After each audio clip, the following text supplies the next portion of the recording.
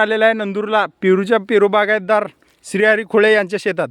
तर त्यांनाच विचारूया की त्याची पेरूची क्वालिटी आणि क्वांटिटी कशी आहे. क्वालिटी आणि क्वांटिटी मेंटेन करते तुमच्या खत पाण्यावर आणि जे तुम्ही जसं सांभाळताय त्याच्यावर असतं. आता हे झाड बघा जवळ जवळ लावून 1.5 वर्ष होत आली. हे जे हाईट एवढीच राहणार. ह्याला फळ उशीर लागतं आणि फळाची क्वालिटी आणि जे हे असतं म्हणजे काय म्हणतात ते फळात जे आपलं हे उतरतं फळ वजनाला जे उतरतं सगळ्यात जास्त वजनाचं फळ या झाडाचं असतं. याला सांभाळा पण तसं लागतं, खात पाणी पण तसं घालावं लागतं. आता या झाडाचं बघा जवळ जवळ 8 महिन्यात एवढं मोठं झाड झालं. या झाडाला कमीत कमी आतापर्यंत 200 पेक्षा जास्त पेरू असतील. पेरूची क्वालिटी बघा,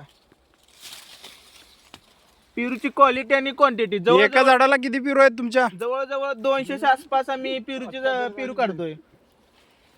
कंटिन्यू रोज तोडणी होती आमच्यात. जवळजवळ आता हा पण झाड बघा, हा झाड दिसायला बारका आहे पण क्वालिटी पेरूसाठी भरणार म्हणलं तर हा आपला जबलपुरी.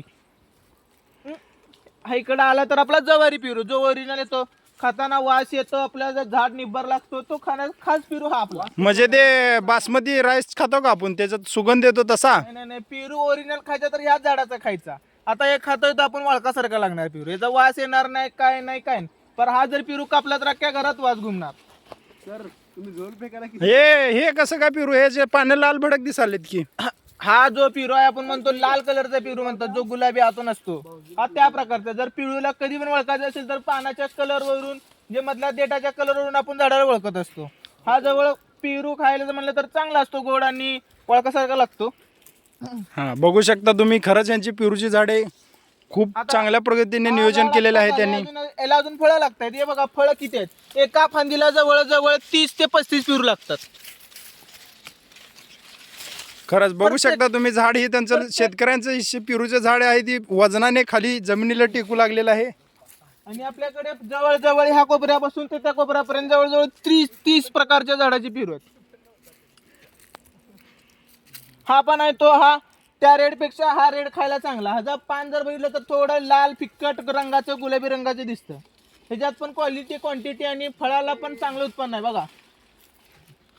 या झाडाची फळं शेंड्याला कधीच लागत नाही, जे लागतं ते बुडाच्या आतमध्ये लागतात. बघू शकता तुम्ही, ओ श्रीहरी सर, वर शेंड्याला कुठलंच फळ लागत नाही. ओ श्रीहरी सर, ओ श्रीहरी सर.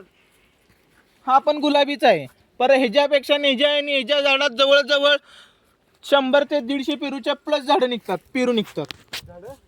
पेरू गांजा लखन तसम्मा गांजा. इकडे या. तुमचं हे वार्षिक इन्कम किती आहे या पेरूसांचं सर? आम्ही सर बांधानीच लावलोय. जवळजवळ आम्ही महिन्याला वर्षाला 10 लाख रुपये इन्कम काढतोय. बांधाला तुमच्या किती एकर पेरू आहेत बांधाचे सर सगट धरले तर? बांधाचे जवळजवळ धरले तर 1,500 प्लस झाड आहेत माझ्याकडे. Okay sir. प्रत्येक बांधाला प्रत्येक झाडाला प्रत्येक वेगवेगळ्या झाडाचं आहे.